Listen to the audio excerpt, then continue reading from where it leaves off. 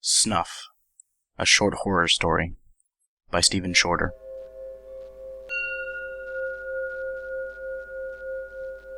Letter number 1.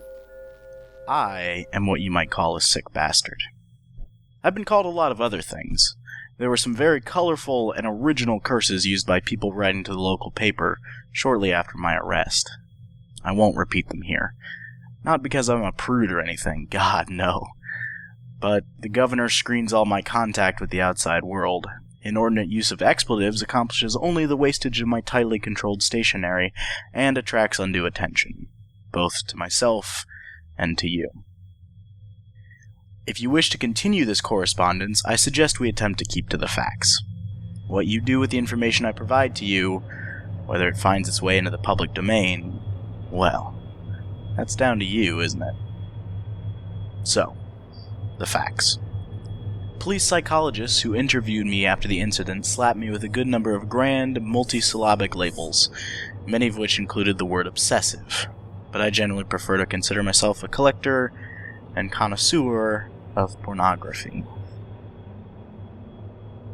I love the human form, the way that it moves and the way that it responds to pleasure.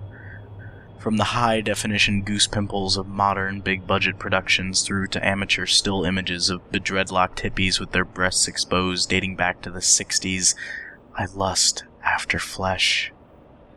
Flesh haunts my dreams and my waking imagination, flesh and flesh on flesh. One body responding to another, in the way that one interstellar body can affect the surface of a neighbor with its gravitational pull. I can name adult film stars the way others might be able to list famous actors. If you've ever been on any of the big web image boards and seen someone respond to a source request on a skin flick, there's a good chance you've seen my work. It's gotten to the point where I tend not to find pornography sexually stimulating anymore.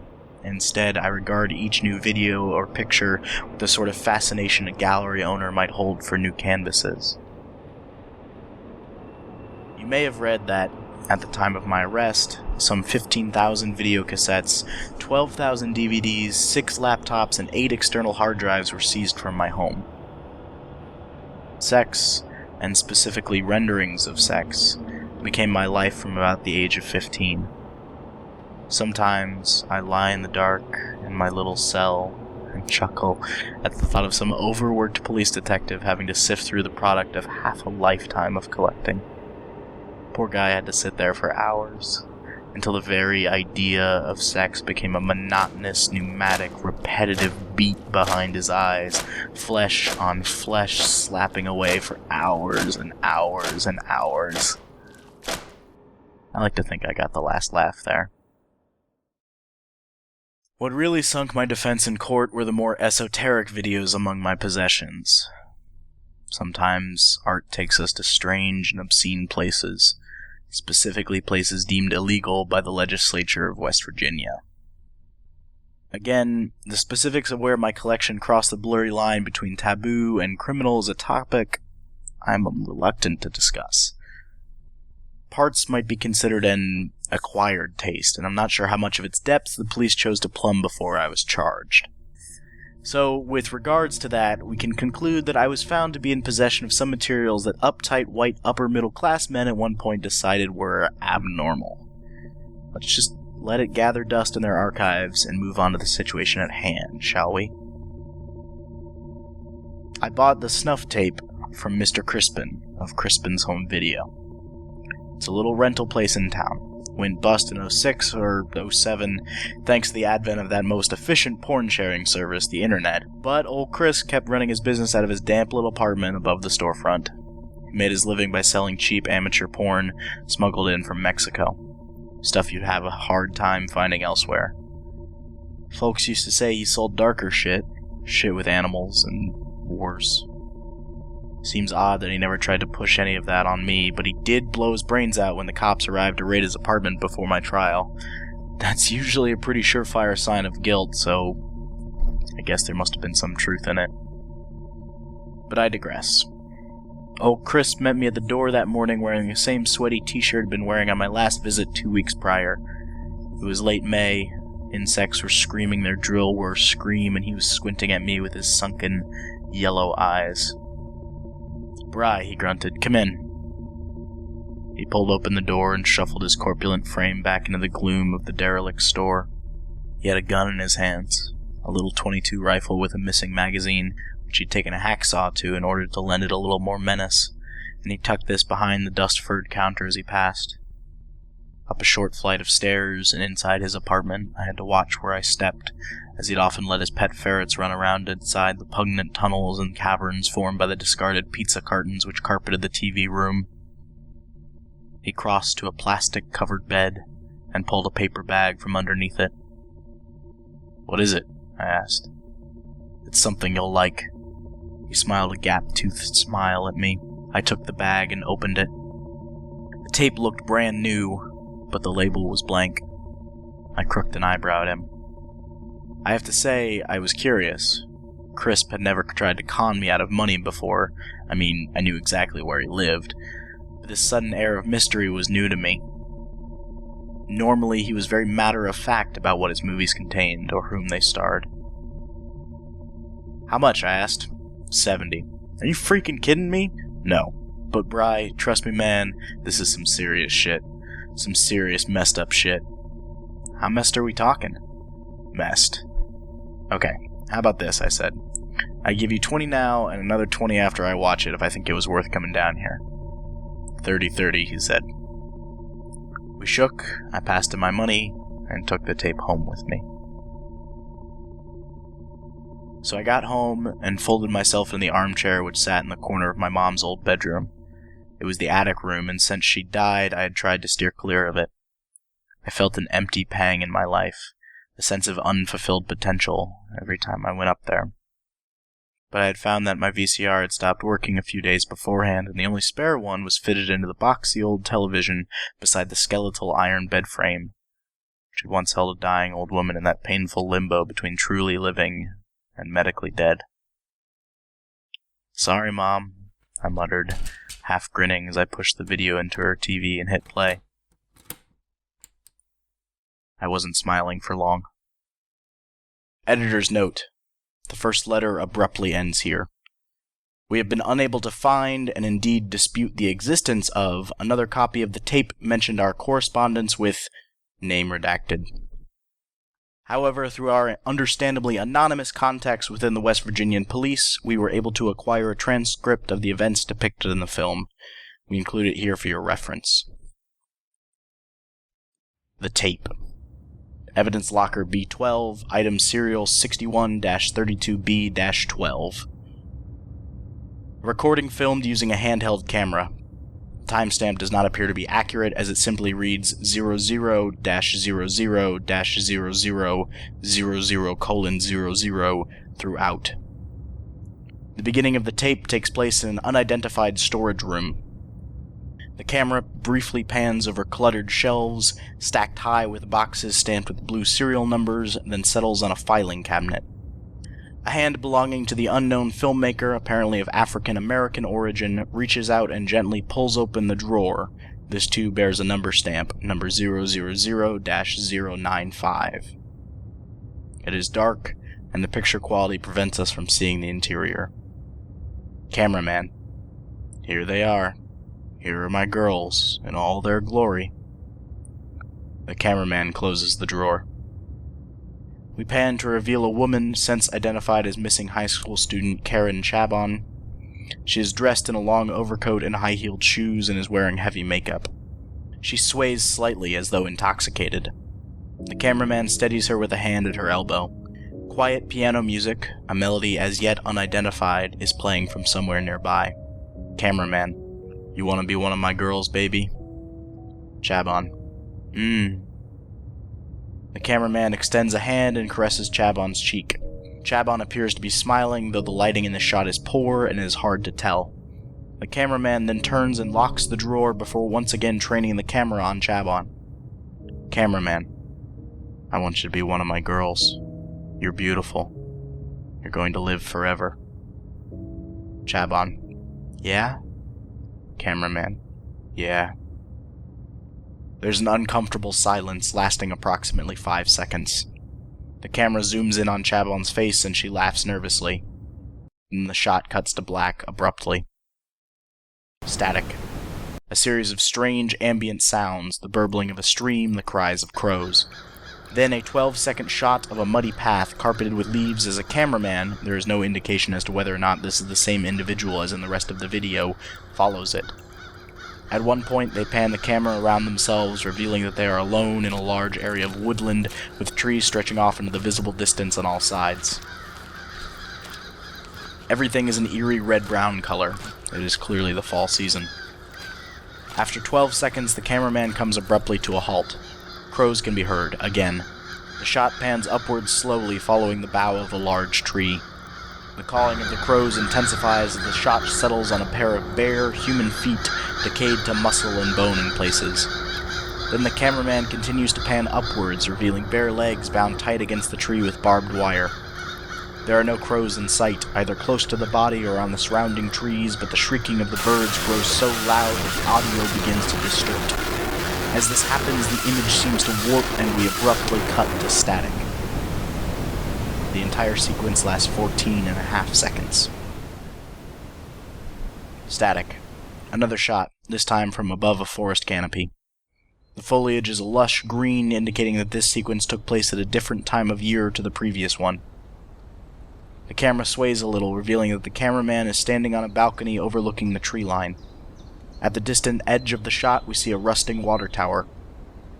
The cameraman turns and slides open a patio door. This particular shot appears to have been doctored as it cuts abruptly before the focus of the camera adjusts to show the cameraman's reflection in the glass. The cameraman is now standing inside a sparsely furnished room with a single mattress on the floor. Industrial lighting, like the kind used during nighttime road maintenance, is set up in the corners of the room. Enormous shadows linger on the walls. Chabon enters through a door on the far side of the room, still wearing the trench coat and high heels. Cameraman, lock it. Chabon complies, an apparently bemused smile on her face. Cameraman, give me the key. Again, Chabon does as she's told. There's a long, uncomfortable silence lasting around 8 seconds. Chabon hesitates, then reaches up and unbuttons the coat. It falls to the ground, revealing that she is naked underneath. The cameraman approaches Chabon. Chabon, do you like me? Like this? Silence. Then a blur of movement so sudden that the camera focus struggles to keep up. Chabon screams and falls. The cameraman, still holding the camera before him, brandishes a claw hammer which glistens red. Chabon clutches at her face as the cameraman slashes down at her repeatedly. The hammer attack is as sustained as it is brief, lasting around 4 seconds. Most of it is an unfocused blur. The cameraman stands up and zooms in on Chabon's injuries, breathing heavily. The sound of classical music and the cawing of crows can be heard. After surveying the body, the cameraman then turns and kicks over one of the lamps. Cameraman, bitch! Fucking bitch! The cameraman continues to lash out at the furnishings and doors with his hammer, screaming incoherently. The sound of crows and music grows louder and louder until the video cuts to black. A mock credit sequence begins to roll. The jaunty piano music plays throughout, though the crow sounds have disappeared.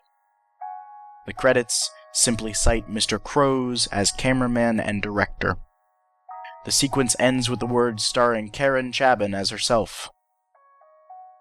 These words, along with the music, fade out as we see the final sequence of the tape, a 30-second surveillance-style shot of Karen Chabon waiting for a bus outside her high school, apparently months before her death.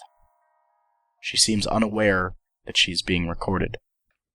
Letter number 2.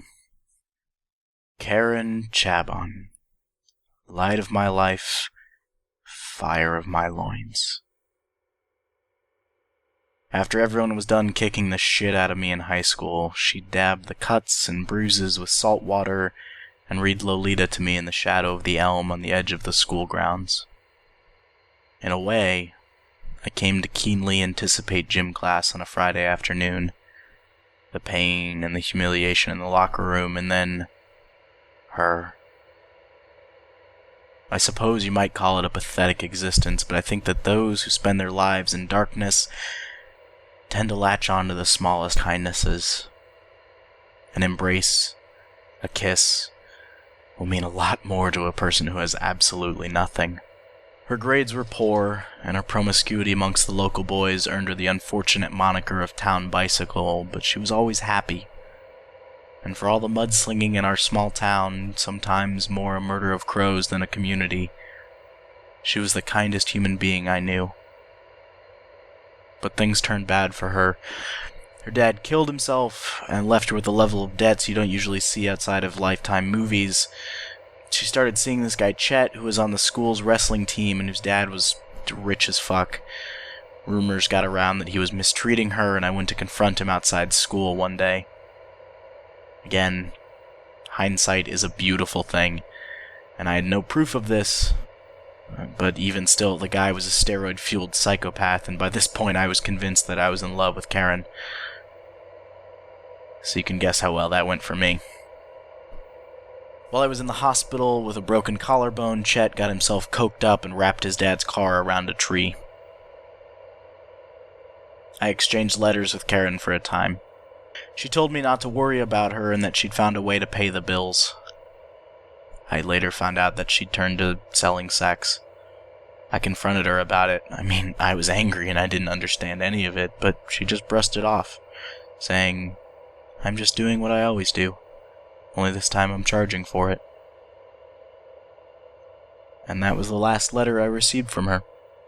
A few days after I was due to be released from hospital, she was declared missing. But hey, why should the cops or the state authorities care too much? She had no family or friends. She's just a whore, right? Just another whore. Just another whore. I dropped out of school after that. Couldn't hack it without her there. I stopped watching television, stopped going outside. Love broke me, and so I renounced it. Seeing that tape, seeing her again, I must have watched her die 100 times, rewinding and crying out at each blow again and again, flesh on flesh, metal on bone. The image burned me. I wanted to be there, to have held her as she'd held me, even if I couldn't have saved her. I wanted... Excuse my rambling. I tend to get caught up in the memory. The point is, seeing that video left me with a chasm inside my chest. I felt pain, anguish, and then empty. Then, into the hollow of my chest there tripped something else. A cold rage. I rewound and watched it again from the beginning. This man had evidently taken great care to remain anonymous, and the locations could have been anywhere. A cluttered storeroom? A forest? For all I knew, he could have taken Karen across the border into Canada, or heck, maybe even flown her to Europe. I watched it again and again, the rage bubbling inside me, and I, unfamiliar with and frightened at the prospect of feeling emotion over a sequence of images in a screen, began to shake. And just then, as I was teetering on the brink of putting my foot through the screen, I saw it. Half visible in the flickering margins of the picture, there stood the water tower. My eyes widened, and I hurried down to the basement, fished out the box of photo albums, and returned to my mother's room. With trembling hands, I flipped through the collections one by one until I found the photographs of our trip to Earpsville. Being that my high school catered to a dying town in West Virginia, funding for things like school trips was practically nil. Fortunately for us, the next town over had a small Civil War cemetery on its outskirts, which we'd visit once a year, every year, with our history class. There, behind the graveyard, brooded a dark, windswept tree line, and beyond the trees there stood a rusting water tower which some local hippie wannabe had daubed with the peace symbol. I drove out to Earpsville shortly afterwards, parked in the cemetery parking lot, and tried to align myself using the tower. Then I struck out into the wood. It didn't take me long to find the house. It was a ghastly 60s postmodern mansion with odd dimensions to its walls and balconies which turned my stomach as I circled around it, checking the perimeter. Door frames loomed large and empty, and the windows were without glass. Reefs of dead leaves piled up against walls and dry auburn stragglers skittered across the tiles like small animals frightened by my presence. Nothing lived. No insect chittered, no rat squeaked in protest at my trespass. The walls wore elaborate and vulgar graffiti like tattoos, and I found myself peering into each room as I passed it. I had brought along a little butterfly knife which my older brother had given me in one of his brief appearances between jail sentences, and I held its stubby blade before me as I went. The room's contents were as strangely unsettling as the house's oddly non-Euclidean layout. Here, a room packed almost floor to ceiling with stained mattresses.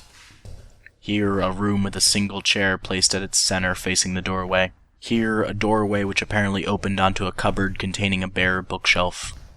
Here, a filthy kitchen with a dancing mat rolled out on the tiled floor. And here, a stairwell with uneven concrete steps which guided me to a large loft room. I knew before I entered, of course.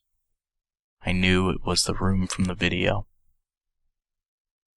Sure enough, though the mattress and lighting equipment were gone, there was no mistaking the open-plan bedroom which opened onto the balcony. The room was clean. Surgically clean. It had been scrubbed from floor to ceiling and was completely devoid of furniture. I wandered out onto the balcony and stared at the forest. The setting sun made large orange streamers out of the thin clouds which turned an angry gray as they retreated over the hills and far away. Everything was silent. Even the sounds of the forest had dimmed below an audible level. Back inside, I retraced my steps down onto the ground floor. I sat a while upon the bottom step. I have no idea what I was expecting to find in that quiet house, that dead house out there in the woods. As I rose to leave, a sudden wind rustled leaves and other woodland detritus down the hallway and elbowed its way past me. As I went, I heard a sudden low sound just behind me. I whirled with the knife held out. The bookshelf which stood behind the empty doorway had swung back on rusted hinges, behind it a downward stairwell. A basement. It was the basement depicted in the video. The big industrial shelving held only sheets of dust, but the filing cabinets were still there, a half dozen arranged along the walls on all sides. My feet rustled among discarded clippings from movie reels and cassettes. My hand trembled as I reached for the handle of the nearest drawer, the one that the cameraman had pointed out for Karen. It slipped open silently on well-oiled runners, and inside, videotapes. Dozens of videotapes. They stood in silent, unassuming rows, with their labels bearing names like Kathy, Louise, Lucy, and Rosemary. Not one bearing any indication as the horror I was sure they all contained. As I reached for the second drawer, a sudden noise made me turn. A footstep on the stairs. I fumbled my knife from my pocket and held it before me, and then figures were bursting through the door, screaming at me to get on my knees and to drop the knife. Flashlights whirled like crazy strobes in the gloom. A gloved hand seized me by the hair as I was dragged from the basement. The cops outside jeered as the SWAT team heaved me out into the daylight. They were everywhere, combing the tree line, photographing the building, and still more were arriving as I blinked in the sun. Crows were everywhere suddenly, hanging like black tatters from the trees and cackling down at me in their brittle voices. Their shrieking was near painful. I spotted a few cops throwing stones in an attempt to frighten them away, but the birds paid no heed and continued their vigil. One of the SWAT guys shoved me towards a waiting van. I'll spare you the details of my incarceration, the abuse and the discomfort of jail, and instead leave you to muse, as I often do, on how the law found me. I have no idea how they knew I was coming. I speak to barely anyone anyway, and I definitely didn't tell anyone where I was going. All I can assume is that they had me under surveillance and followed me. Perhaps somewhere down the line I downloaded a bugged file or bought something from the wrong person. Now it had all caught up with me. Initially, they tried to charge me with Karen's murder, but fortunately even my state-employed third-rate lawyer could just about successfully argue that the self-identified Mr. Crows was apparently African-American, while I was a pasty West Virginian suburb tomcat. Not that I really blame the cops for their lazy assumption. If I were an outsider, I'd want to wash my hands of the case as fast as I could. But when a quick conviction was not forthcoming, they rooted about my property until they found something damning. They threw me back into the darkness with all the haste afforded them by the law. Their pound of flesh, if you will. I later heard that they dug up the ditches behind the house and found bones. Nobody knows how many he killed in that manner. The cops have stopped talking to the press about it, and their investigation is ongoing, meaning all their resources are going into matching those bones up with the tapes. As far as I know, they haven't found Karen's body. Mr. Crows presumably chuckled to himself as he read about my fate in the daily newspaper of some far-off place, sipping coffee and pausing to train his camera on his next big project. And me? I sit in my cell. Solitary confinement since my cellmate took a razor to my stomach last year. I shower 5 times a week and walk in a small outdoor cage for an hour a day. And I sit beneath a dim lamp, set deep in the concrete setting, and I read Lolita and think of Karen. He's still out there, you know. I'm a freak, a sick individual if what they have to say about my pursuits are anything to go on. But he's something else. A monster come to take us from our warmth and leave us cold and alone in the darkness. He's still out there. And he will never stop. Kindest regards. Name redacted. Addendum. Lost footage. Evidence locker B12, item serial 61-32B-12-B. Static. We are greeted with the final shot from the middle segment of article 61-32B-12. Bare legs, bound tight against the tree with barbed wire. Then the camera begins to pan up again. There is no sound for the duration of the recording, and the picture quality is very poor, heavy burn marks suggesting an attempt to destroy the footage. The figure tied to the tree is that of a naked female with minor injuries to her torso and shoulders. We finally settle upon her face, which is unrecognizable due to the deteriorated quality of the footage and the extensive wounds to her head and neck. The shot holds in this position for a period of 8 seconds, then the camera falls to the ground and rolls a few feet away from the tree before becoming wedged against a root. Half off screen, Karen Chabon can be seen staring up at the body in the tree, dressed in her overcoat and high heels. Her mouth is moving.